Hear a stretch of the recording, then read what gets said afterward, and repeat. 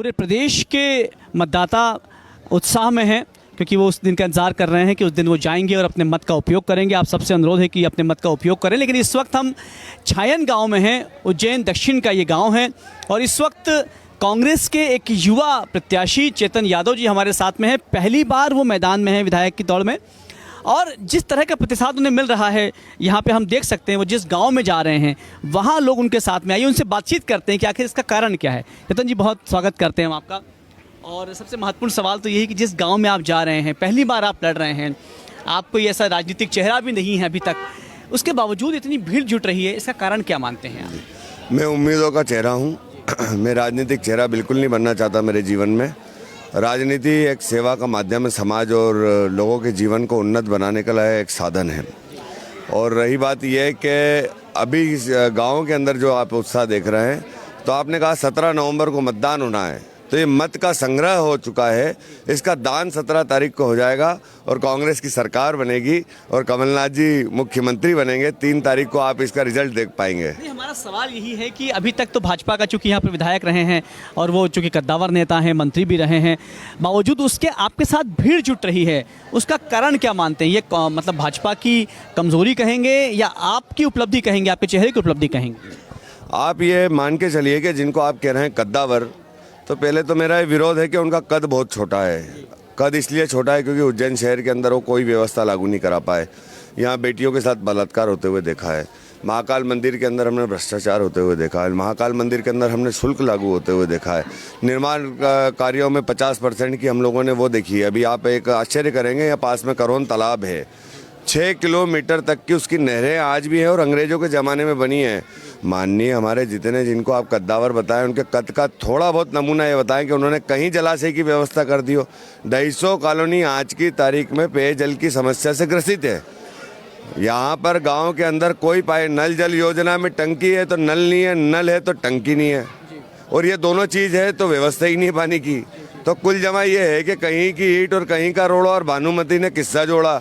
हमारे जो मंत्री जो जिनका टेम्परेरी परमानेंट ख़त्म हो चुका है, 3 तारीख को रिन्यूअल होएगा, नई सरकार बनेगी, नए मंत्री बनेंगे, वो आज तक ये कहानियाँ बना के बता रहे हैं कि वो विकास पुरुष है।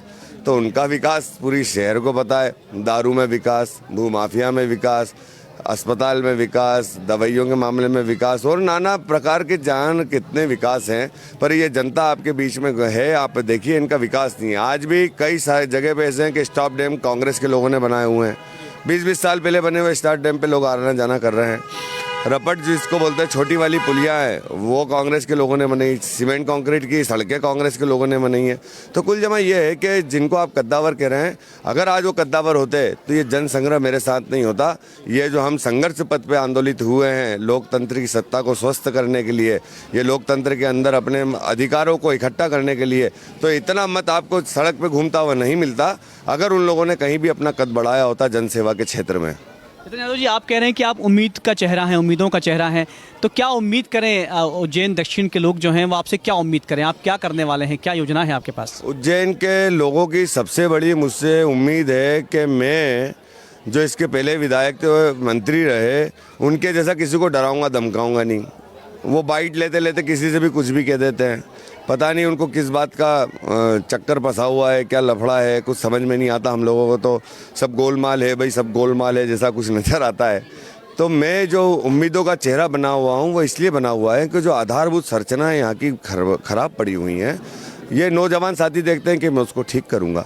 बेरोजगार युवा मुझ में अपना भविष्य ढूंढते हैं कि एक नौजवान है तो ये निश्चित रूप से हम नौजवानों के लिए कुछ करेगा। क्योंकि मैं मेरी माता भस्मा आरती के लिए सालों साल जाती रही, तो धर्म से हम जुड़े रहे। 40 साल से लगातार वो रोज़ सुबह भस्मा आरती में जाती हैं, तो मैं धर्म से भी जुड़ा हूँ। तो धार्मिक लोगों को ये लगता है कि इसके परिवार के संस्कार धार्मिक हैं, तो ये धर्म के लिए भी कुछ ना कुछ काम करेगा। महाकाल से निःशुल्क व्यवस्थाएं कराएगा, महाकाल में सभी श्रद्धालुओं के लिए सुगम व्यवस्थाएं उत्पन्न करेगा। तो ये तमाम सारी चीज़ें जो युवा ये सोच रहा है कि अब किसी जो चुनाव जो है चेतन यादव नहीं लड़ रहा है, उज्जैन की जनता चुनाव लड़ रही है, उज्जैन खुद चुनाव लड़ रहा है।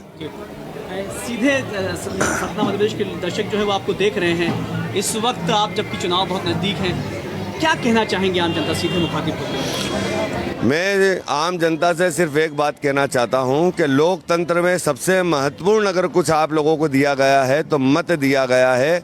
इस मत का आप उपयोग करिए और ये दुराचारी सरकार जो है जिसमें दम्भ आ गया है, अहंकार हो गया, तो अहंकार रूपी रावण का दलन कीजिए। अपने वोट को डाल करके डरिएगा नहीं।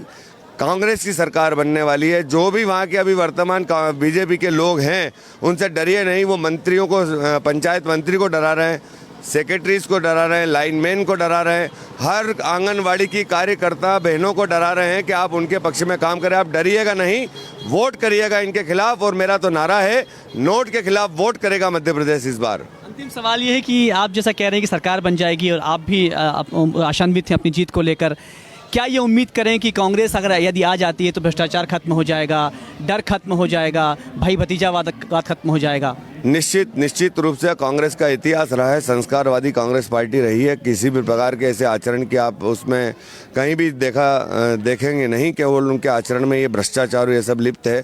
हमारे कार्यकर्ता आज भी देखिए साइकिलों पे ही चल रहे हैं, इनके कार्यकर्ता स्कॉर्पियो में चल रहे हैं। हमारे यहाँ के मंत्री या जो पूर्व विधायक है डॉक्टर बटू शंकर जी को देखिए आज भी स्कूटी से घूम रहे हैं, जबकि वो कमलनाथ जी सबके निकटतम व्यक्ति रहे। तो पूरे मध्य प्रदेश में से हजारों हजार ईमानदार कांग्रेसी हैं जिनके पीछे आज भी जनता है। पिछली बार जब हमने आपसे पूछा था कि आप कितने वोटों से जीतने वाले तो उस वक्त आपने उसको टाल दिया था, लेकिन अब तो बहुत चुनाव नज़दीक हैं, अब तो आप आकलन कर पा रहे होंगे कि आप कितने वोटों से जीतने वाले हैं। देखिए, जीतेगा तो उज्जैन, और उज्जैन को जीतना है तो वो संपूर्ण रूप से मेरी मदद करेगा। मैं माध्यम हूँ आज की तारीख में उज्जैन के इस जीत के लिए। तो मैं समझता हूँ कि काफ़ी अच्छा बाबा महाकाल की कृपा रहेगी और हनुमान जी महाराज की कृपा होगी और निश्चित अच्छा नतीजा आएगा।